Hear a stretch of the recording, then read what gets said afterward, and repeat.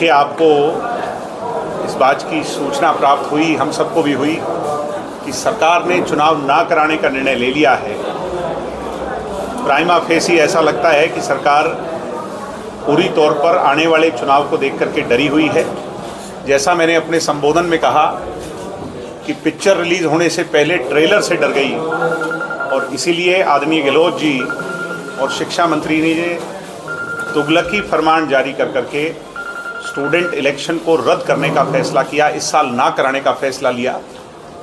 मुख्यमंत्री जी अपने संबोधन में कहते हैं कि मैंने चुनाव के लिए इसलिए ना की है कि लिंग 2 कमेटी की सिफारिशों का पालन नहीं होता, और पालन नहीं होता उसके साथ कहा कि खर्चा बहुत ज़्यादा होता है।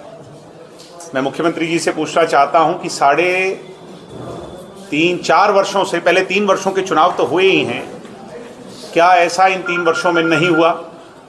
और मेरा दूसरा बड़ा प्रश्न है कि कोई भी एडमिनिस्ट्रेटिव जिम्मेवारी अगर वो कोलैप्स हो जाए तो उसकी जिम्मेवारी किसकी है? मुख्यमंत्री जी की स्वयं है, सरकार प्रशासन की है, ऑटोनोमस बॉडी की है, यूनिवर्सिटीज़ की है, वाइस चांसलर की है, DSWs की है।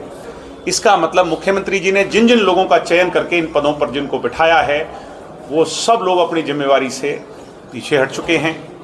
ऐसे में ऐसी सरकार जो सुरक्षा व्यवस्था नहीं दे सकती चुनाव करवाने के लिए, जो लिंग 2 कमेटी को पूरी तरह इम्प्लीमेंट नहीं कर सकती, उस सरकार को फिर सरकार में बने रहने का भी कोई अधिकार नहीं है। यूँ तो कल को MP और MLA के इलेक्शन में भी अगर खर्चा ज़्यादा होने लग जाएगा या गुंडागर्दी होने लग जाएगी तो क्या उन चुनावों को भी रद्द कर दिया जाएगा? क्या सरपंच के चुनाव में अगर कहीं हुड़दंगी हो जाएगी तो कल को राजस्थान के अंदर सरपंच के चुनाव भी रद्द कर दिए जाएंगे? ये बड़ी हास्यास्पद सी बात है। और हमारा पूरा संगठन कल इसके विरोध में जयपुर में एकत्रित हुआ था। यूनिवर्सिटी में VC से मांग करने गए थे, मगर मांग सुनने के अलहदा पुलिस ने डंडे बरसा करके हमें बसों में बिठाकर गिरफ्तार किया। देर रात इस सारी ताकत को, युवा की आवाज़ को बुलंद होते देखते हुए हमें रिलीज़ तो कर दिया।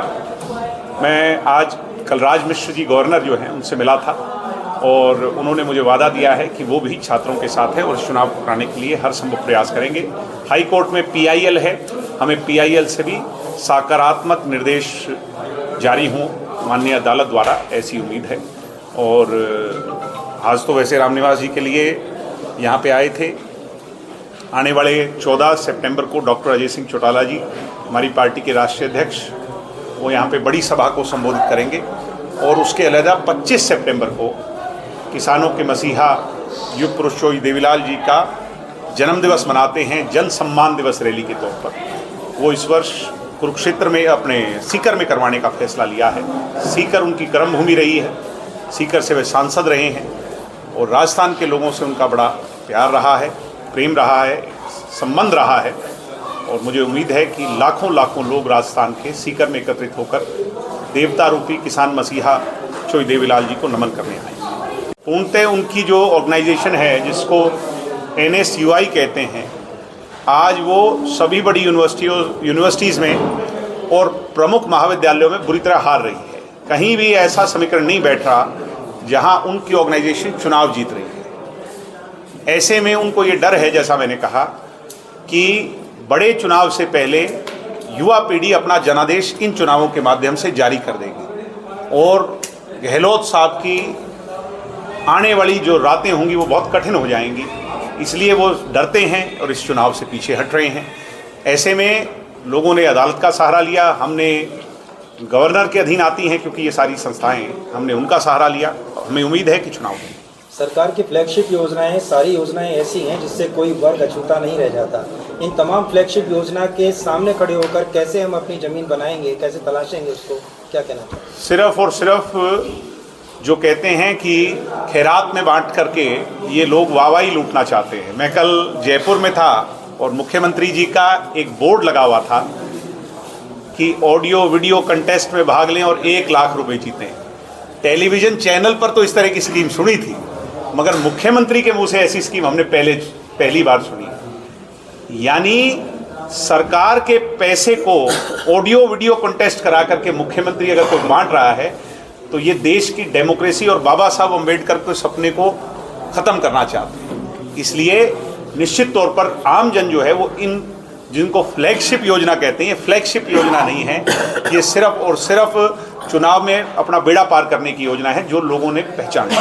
अगर सरकार की इस तरह की योजनाएं गलत हैं तो फिर उन्हें कोर्ट में चुनौती देने अभी तक कोई क्यों नहीं? ऐसा है कि निश्चित तौर पर लोग जाएंगे, गए भी होंगे, मगर अब 3 महीने बचे हैं।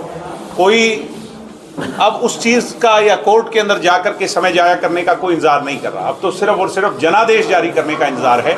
लोगों ने मन बना लिया है। तभी मैं कह रहा हूँ कि बार बार जो है ये छोटा चुनाव हो, स्टूडेंट इलेक्शन का या और बातें हों, ये सरकार डरी हुई है, घबराई हुई है। और मुझे हैरानी होती है दूसरे पक्ष के जो लोग थे, सचिन पायलट जी का जो पक्ष था, आज वो भी कैसे इन लोगों के साथ मिल गया जो पीछे बात कर रहा था, बड़ी बड़ी बात कर रहा था, पैरों में छाले पड़ने की बात करते थे, संघर्ष की बात करते थे, आज वो भी इनके साथ हैंड इन हैंड हो गए। इसका मतलब कहीं ना कहीं सभी कांग्रेस के अंदर जो है उनकी मिली भगत है। इतना बड़ा माफिया हो, यहाँ पर माइनिंग की बात हो और बातें हो, चाहे आज आप ये देख रहे हैं जो आपका जॉब्स के अंदर कितने बड़े स्कैम हैं, हर रोज़ पेपर लीक की बात है। आरपीएससी जो सबसे बड़ी यहाँ की ऑटोनॉमस बॉडी है उसके अंदर कितनी धांधलीबाजी है। तो बहुत बड़ी धांधलीबाजी से ये सरकार घबराई। राजस्थान में जो छात्र संघ चुनावों को लेकर के और जो सरकार का जो मूल्यांकन है कि युवा वर्ग उसके खिलाफ है, बड़े विश्वास से कह सकता हूँ। वैसे तो वो कहते हैं क्रिकेट की आखिरी बॉल पे क्या हो जाए और राजनीति के आखिरी चयन के दिन पे भी क्या बदलाव हो जाए, उस पर तो मैं चर्चा नहीं करता, मगर ये बड़े विश्वास से कह रहा हूँ कि रामनिवास यादव जी चुनाव जरूर लड़ेंगे जननायक जनता पार्टी की चाबी के निशान पर। वो चाहे गठबंधन में लड़ें या चाबी के निशान के दम पर लड़ें, अकेले दम पर लड़ें। तो ये तय है कि अगर गठबंधन होगा तो बेशर्ते और बातें अलग-अलग हैं, कोटपुतली की सीट हमारे हिस्से होगी और इस चीज़ को माननीय उप मुख्यमंत्री हरियाणा सरकार दुष्यंत चौटाला जी कह भी चुके हैं। हिंदुस्तान के चुनाव कभी भी जातिगत समीकरण से मुक्त नहीं माने जा सकते और यहाँ की यदि स्थिति देखा जाए तो सत्ता पक्ष के विपक्ष में यदि कोई खड़े होंगे तो आप भी एक जातिगत समीकरण को चुनौती देते नजर आएंगे। कैसे साधेंगे इन सब? वैसे तो चोई देवीलाल जी की जाति जो है वो कमेरे की जाति है और कमेरे वर्ग की हर जाति को, उस नाम से जुड़े हर वर्ग को हम अपने साथ लामबंद करना चाहते हैं। और चोई देवीलाल जी कहते थे मेरी जाति कमेरे की है और मेरी लड़ाई लुटेरे से है, यानी पूंजीवाद से है और पूंजीपति व्यवस्था के खिलाफ हम लड़ेंगे। तो जो लोग लूटने और ठगने वाले हैं उनके साथ किसान और कमेरा, दलित और बैकवर्ड, अगड़ा हो पिछड़ा हो, इस वर्ग से संबंध रखने वाले हर एक को हम अपने साथ नामबंद करेंगे। मुझे उम्मीद है वो हमारे सिंबल पर एकजुट होगी। सर, बात करें आप छात्र हितों के लिए आए, छात्र संघ चुनाव के लिए आए,